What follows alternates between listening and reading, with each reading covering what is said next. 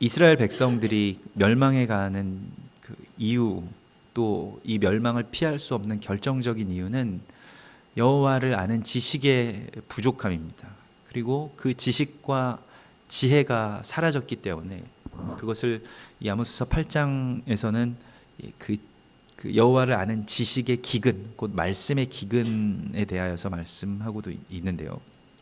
오늘 이 아모스서 5장은 그 애가를 지어서 이 애가의 노래를 이스라엘 백성들에게 들려주는 아모스 선지자의 그 노래로 시작이 되는데, 이 아모스 선지자가 행한 이 애가라고 하는 것은 죽은 사람 앞에서 부르는, 시신을 앞에 두고 부르는 장송곡입니다. 그런데 그것을 이 이스라엘 사람들 앞에서 부르고 있는 것, 여기에는 곡조가 있었을 것입니다. 그런데 그 애가의 그 처절한 곡조와 함께 지금 아모스 선지자의 선포가 일어나고 있는데, 그 처녀 이스라엘이 엎드러졌으며 라고 말하면서 다시 일어나지 못하리로다, 이렇게 말씀하고 있습니다. 그래서 그것은 이 처녀 이스라엘이라고 하는 것은 하나님의 거룩한 신부로 부르심을 받은, 그리스도 예수의 신부로 부르심을 받은 주님의 나라이고 또 주님의 백성들이고 주님의 신부들임에도 불구하고 그들이 이제 아이 낳지 못하는 여인과 같이 되었다. 그러므로 그저 처녀로서, 그 신랑 없는 그 여인으로서 그냥 죽어가는 그러한 모습으로 이스라엘이 그려지고 있습니다. 또한 그들에게 닥치는 그 하나님의 사인은 결국에는 그들이 전쟁으로 말미암아서 망하게 될 것이라는 것인데요. 이스라엘 중에서 1000명의 군대가 나갈지라도 그 중에서 100명만 남고 100명이 나가면 10명만 남겠다. 그러니까 10분의 1이 되어서 그들이 돌아오게 되고 그들이 그렇게 10분의 1 정도밖에 남지 않겠다라고 말씀하시는데요. 그런데 오늘 4절의 말씀을 보면 여호와께서 이스라엘 족속에게 이와 같이 말씀하시기를 너희는 나를 찾으라 그리하면 살리라고 말씀하십니다. 그러므로 아모스서에서 주님께서 이 멸망의 순간 가운데서 이스라엘 백성들, 또 우리가 살 수 있는 길을 내어 주시는데, 그것은 무엇이냐면 여호와를 찾는 것이라고 말씀하십니다.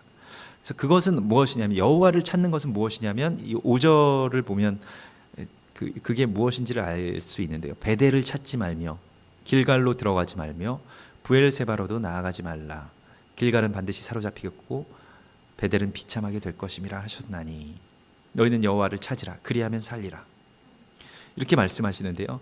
베델과 길갈과 부엘세바는 다 이스라엘과 이스라엘과 이 남유다의 아주 중요한 성지입니다. 그래서 이스라엘 백성들에게는 이미 이와 같은 그 종교적인 행위, 또 특별히 순례가 그들이 하나님의 나라에 들어가는 데 있어서 굉장히 중요한 것이라고 생각이 되고, 또 그것으로 말미암아서 하나님이 천국의 문을 열어주신다라고 하는 믿음도 있었습니다.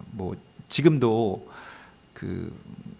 그런 이 라마 불교를 믿는 사람들은 티벳의 그 성지를 가게 되면 극락으로 간다 하는 믿음을 가지고 있고, 예전에 중세 시대에도 중세 유럽의 이 기독교인들이, 유럽 교회의 성도들이 예루살렘의 그 성지 순례를 가게 되면 하나님의 나라 천국에 들어가게 될 수 있다라는 믿음을 가지고 십자군 그 원정을 그들이 떠나게 되고, 또한 십자군들이 그 성지 순례객들을 보호하고 그들을 경호하는 것이 그들의 가장 큰 임무였죠.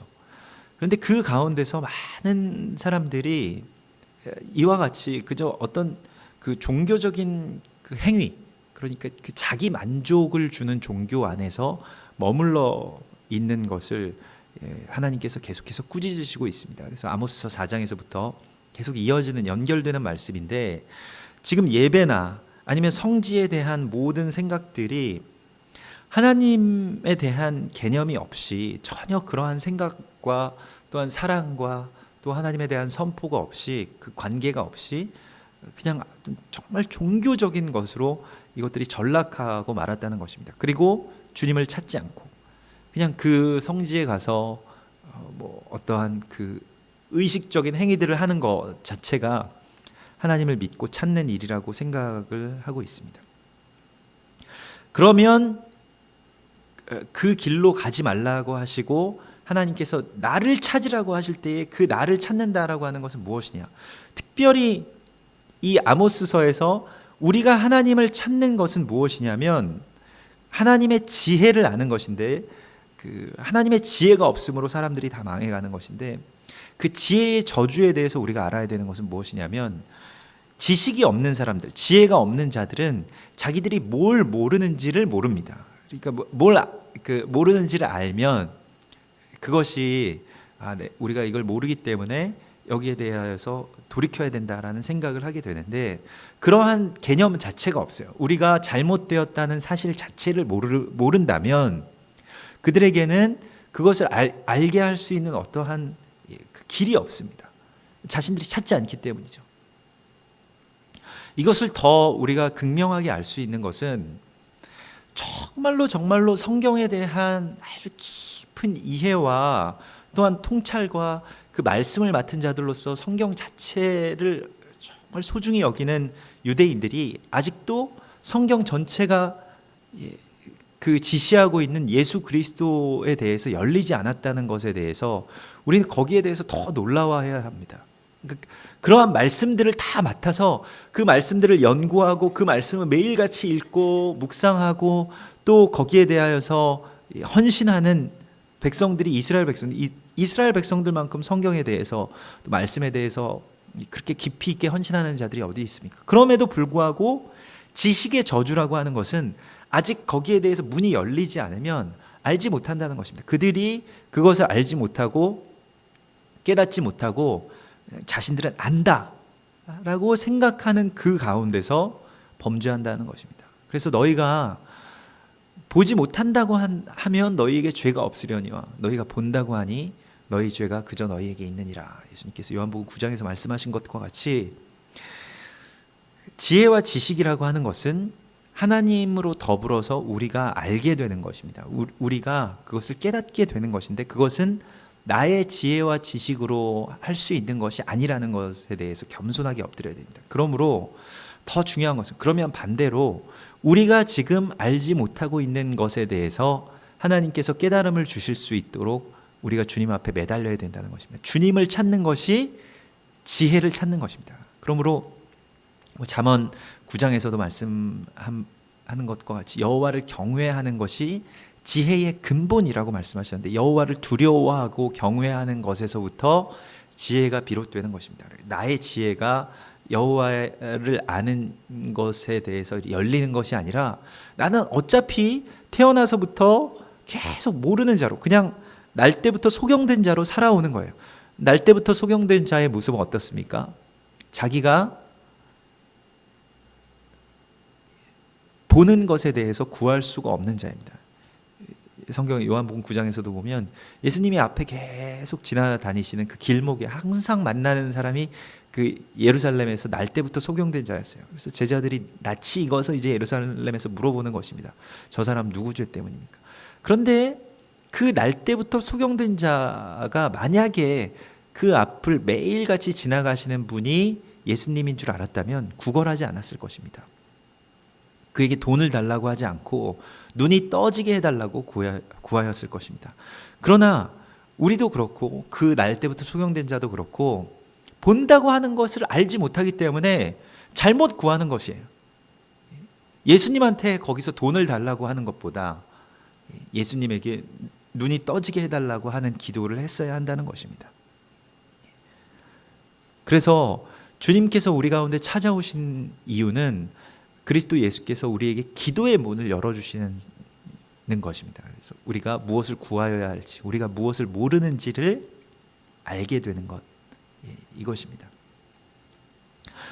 그래서 거기에 대하여서 이제 그 하나님의 지혜가 부어지면 무엇을 우리가 구하여야 되는지를 알게 되는데 그것은 바로 공의입니다. 그러니까 종교적인 행위 안에서 그냥 갇혀 있는 것이죠. 그 담벼락 안으로 들어가서 세상이 얼마나 악하고 또 세상의 사람들이 악하게 만들어 놓은 이 세상들에 대하여서 적절하게 그냥 동조하면서 그냥 거기에서는 그렇게 살고, 또 하나님 앞에서는 그 세상과 구별되었다라고 하는 어떤 종교적인 피난처로 이곳에 들어와서는 신실한 성도인 것처럼 그렇게 종교적인 행위로 예배로 나아간다는 것입니다. 그러나 다시 예배당 밖으로 나아가서는 그냥 세상의 사람들이 하는 그대로 똑같이 행하는데, 그것은 힘없는 자를 밟고 그들에게서 부당한 세를 거두고, 그리고 그 착취한 것을 가지고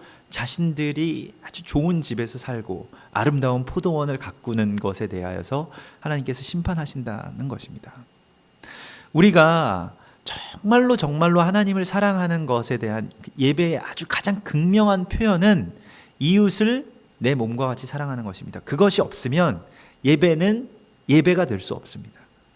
그냥 단순한 어떤 자기의 만족이나 자기의 위로를 찾는 일 가운데서 그냥 멈춰버린 예배, 그것이 곧 화석화된 예배이고 박물관으로 들어가게 된 예배이고 그런 그냥 구경거리가 된 예배일 수밖에 없는 것입니다. 그래서 거기에는 아무런 힘이 없어요. 그러나 주님께서는 오늘 우리 가운데 이것을 구하라고 말씀하십니다. 14절에 보면 너희는 살려면 선을 구하고 악을 구하지 말지어다. 만군의 하나님 여호와께서 너희의 말과 같이 너희와 함께 하시리라. 어제도 말씀드렸지만 나에게 돈을 꾸어간 자, 나에게 그 돈을 갚아야 될 자가 빨리 돈을 갚게 해주십시오. 이런 기도를 하지 말고 그의 빚을 탕감해 주라는 것이에요. 또 사회적인 어떤 그 악에 대하여서 그냥 그것은 그대로 그것이 악인지 아닌지도 모르는 채로 그냥 살아가지 말고 이 세상 가운데서 하나님의 공의와 정의를 선포하면서 그렇게 되면 세상에서 손해보는 자가 되고, 또한 가진 자들이 아주 많은 것들을 내놓아야 되겠지만은 그러나 그렇게 하라는 것입니다. 그것이 바로 여호와의 희년입니다. 희년이라고 하는 것은 결국에는 하나님께서 선포하게 하시는 것인데 50년마다 한 번씩 모든 빚진 자들의 빚을 다 탕감해주고, 그리고 토지를 팔 수밖에 없었던 가난한 자들, 토지를 소유하지 못한 자들에게 다시 원래의 땅으로 돌아가서 다 자기의 토지만큼만, 자기가 그 하나님으로부터 위임받은 토지 가운데 가서 서서 거기에서부터 새 출발을 하는 것이에요. 말하자면 세상 자체가 다시 새롭게 한 번 더 새 출발을 할 수 있게 되는 것입니다. 그런데 거기에는 반드시 가진 자들의 희생이 있어야 되는데 가진 자들이 그 희생을 하지 않죠. 탐욕이라고 하는 것은 움켜진 것을 그 쥐는 힘은 그것은 너무나도 대단한 것이기 때문에 그 희년을 선포하기 위해서는 가진 자들에게 성령의 공의가 들어가야만 일어나는 일입니다. 이건 윤리적으로 되는 것이 아니에요. 인간에게는 그런 가능성이 없습니다. 이 희년의 선포에 대하여서 인간이 그러한 것을 할 수 있다, 인간이 그러한 희년을 선포하고 유토피아를 만들 수 있다, 천국을 만들 수 있다라고 생각했던 것이 사회주의입니다. 사회주의에서는 사람에게 정말로 정말로 많은 기대를 했어요. 사람들이 그와 같은 탐욕 가운데 빠지지 않고 살 수 있는 길, 그래서 아주 논리와 그 철학 안에서, 그것도 다 유대인들이 만든 것이죠. 마르크스나 레닌이나 다 그 유대인들이었는데, 그들이 이제 그 어릴 때부터 유대인들을 다 그 토라 포션을 계속 읽기 때문에 그 희년에 대한 어떤 그 사상이 그대로 사회주의, 공산주의 가운데 그대로 들어가게 됩니다. 그래서 거기에서 정말 정말 매력적인 세상에 대한 꿈을 꾸게 하고 전 세계를 그렇게 들끓게 하였는데요. 지금도 공산주의 선언과 같은 그 막스의 사상들을 보면 아주 필적할 만한 어떤 다른 체제 자체를 찾기가 어렵습니다. 그럼에도 불구하고 그 모든 일들이 실패로 돌아간 이유는 인간이 탐욕에서 벗어날 수 없기 때문입니다. 권력을 쥐고 또 막상 무엇인가를 소유하고 또 독점하기 시작하면 그것을 나누어 줄 수 있는가? 국가가 오히려 더 그 완악한 어떤 지주보다도 더 완악하게 된 그러한 체제. 그래서 마지막 남은 사회주의 국가라고 하는 저 북한의 현실과 같이 그렇게 되어버리고 더 악한 국가가 되어버리는 것을 우리가 보게 되는데요. 오늘 이 하나님 공의라고 하는 것은 하나님께서 우리 가운데 부어주시지 않으면 사람이 세울 수는 없는 것입니다. 그것을 우리가 알아야 됩니다. 그래서 이것을 구하라고 말씀하십니다. 이것을 행하라고 하시는 것이 아니라 너희는 선을 행하라. 그것은 선을 가지고 있는 자들은 행할 수 있지만은 우리에겐 그런 것이 없기 때문에 너희는 살려면 선을 구하라고 말씀하고 있습니다. 이것을 구하여야 되겠고, 그래서 이 날을 우리가 기다려야 하겠다고 말씀하십니다. 그래서 아모스서의 어떤 중심 구절이죠. 아모스서 5장 24절에 오직 정의를 물같이 공의를 마르지 않는 강같이 흐르게 할지어다. 이것이 오늘날의 교회에게 주는 아주 준엄한 하나님의 마지막 살 수 있는 소망의 말씀입니다.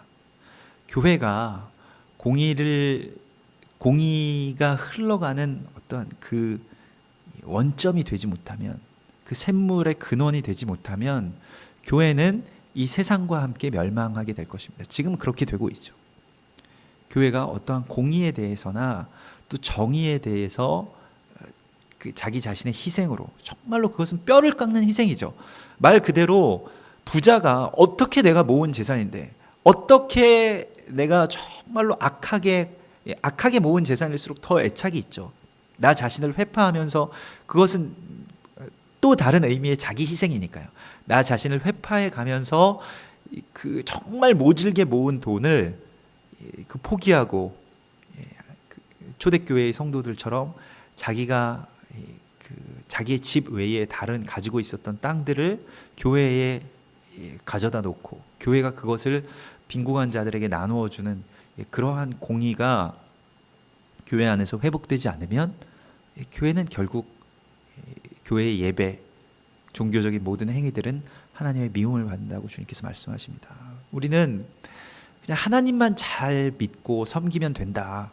교회에만 잘 나오고 교회에서 예배만 잘 드리고 헌금만 열심히 내면 된다라는 생각과 또 그러한 믿음 가운데서 갇혀 왔다는 것을 알아야 됩니다. 교회가 세상의 공의의 그 첫 번째의 시작이 되지 않으면 교회는 교회 자체의 그 사명을 감당하지 못한 것입니다. 그래서 이것 때문에 망해가는 것이고, 이것 때문에 내가 너희의 절기들을 미워하고 내가 너희의 예배들을 받지 않겠다라고 하나님께서 말씀하고 계십니다. 우리가 이 땅 가운데서 무엇을 구하여야 할지가 아주 극명하게 하나님께서 알게 하여 주시는데요, 우리에게 없는 것은 예배가 아니에요. 예배는 이 세상에 너무나도 많이 넘쳐납니다. 우리에게 없는 것은 좋은 교회가 아닙니다. 좋은 교회들은 이 땅 가운데도 얼마든지 있습니다. 우리에게 없는 것은, 우리가 구하여야 할 것은 바로 그 공의를 구하여야 하는 것입니다. 공의와 정의가 흐르도록 하라. 왜 흐르지 못할까요? 공의와 정의를 구하지 않기 때문입니다. 그리고 판단들만 있는 것이죠.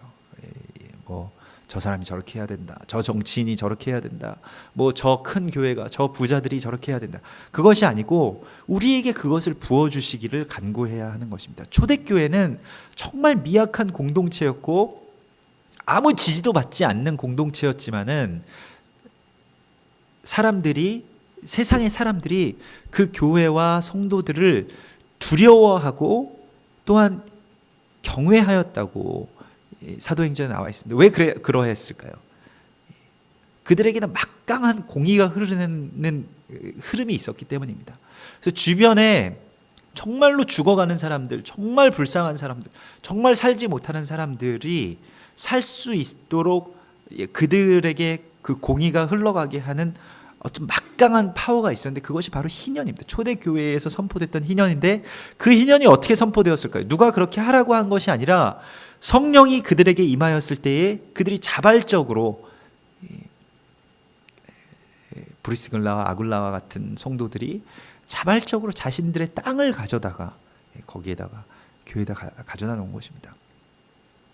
그래서 이 희년에 대해서, 특별히 교회의 희년에 대해서 선포하는 분들은 성도들이 헌금을 하고 11조를 하는 것 정도로는 세상을 변화시킬 수 없다라고 이야기합니다. 그 정도로는 교회를 유지할 수 있을 뿐이죠. 세상을 변화시킬 수 있는 힘은 생기지 않습니다. 교회가 작지만 세상을 변화시킬 수 있는 힘은 땅을 가지고 오는 것입니다. 근데 그것은 정말 불가능한 일이죠. 우리가 생각할 때 그런 일들이 어떻게 일어나겠느냐, 그런